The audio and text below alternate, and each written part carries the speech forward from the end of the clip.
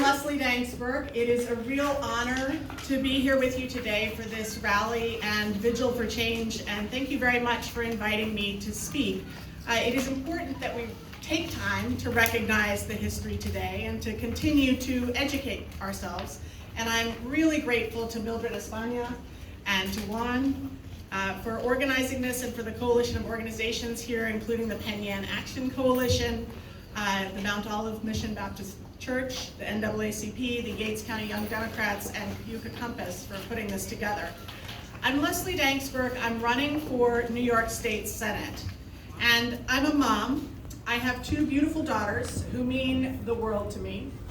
I'm married to my husband, the love of my life. I'm a lawyer. I'm a private citizen. And I hold no elected office now. I have spent years fighting for justice, both as a lawyer and as an advocate for healthcare and education. And I could choose to stay in my private life, but I'm choosing to put myself on the ballot. And that means that I'm choosing to open myself and my actions up for you to evaluate. And here's my challenge to you, to all of you. Hold me and anyone who asks for your vote accountable, 100%.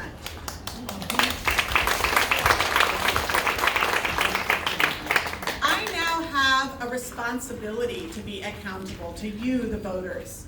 Once I'm elected, I work for you. You are my bosses, my employers. You pay my paycheck, and you are the people I am responsible to. And here's why that matters so much, especially now. The rallies that we are at, the protests, the vigils that we have all been part of, they are so important. But they cannot, by themselves, change the underlying policies that keep a brutal system in place.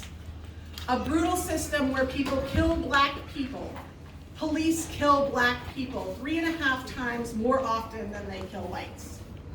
A brutal system where healthcare, income, and environment are so much worse for Black people that life expectancy is 5 years shorter than for whites.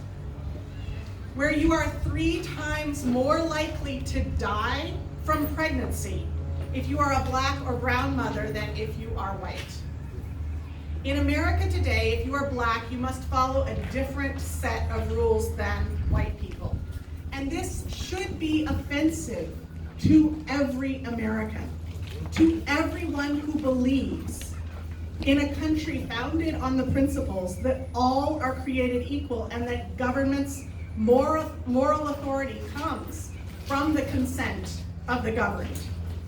And so to fix this difference between our founding principles and the rules that we have today, we have to take a long, hard look at the people who are making the rules. And those people, the ones with the power to change the rules, are chosen by you. As a citizen, your vote at the ballot box makes a difference far beyond Election Day. After you vote on Election Day, the people you elect vote hundreds more times in small committee rooms and big legislative chambers. And that's where, unfortunately, in recent years, some of them have voted against requiring police departments to be honest about when they use force. They have voted against requiring that inaccurate information get removed from criminal history record reports. Our current representatives have voted against vital reforms, even knowing our nation's history on the issues of race and police misconduct. So it's up to you to hold them accountable. Because some of those same people who voted against these reforms are saying now that they stand with you to fix this system that they voted to put into place. But then they go right back to their legislative chambers and they vote again against more reform.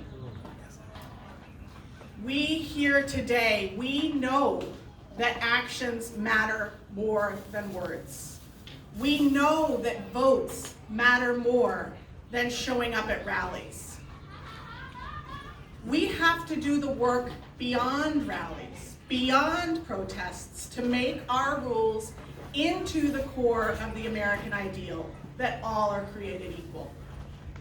And so in the words of Stacey Abrams, a Black woman who stood up 2 years ago to run for governor in Georgia, even though the rules were fixed to keep her down, even though her opponent was literally the man who oversaw the rules. That was his job. Stacey Abrams, who in standing up forced the closest election in Georgia since 1966. Clap for her. She became the first Black woman ever to win a primary for governor for a major political party in American history. In Stacey Abrams' words, I am here to say, every night, for weeks, we have witnessed the anguish and anger of demonstrators, their cries punctuated by politicians urging them to vote their power. Both are right. We must protest to demand attention to the wrenching pain of systemic injustice. But we must vote because we deserve leaders who see us, who hear us, and who are willing to act on our demands. Stacey Abrams says, voting will not save us from harm, but silence will surely damn us all.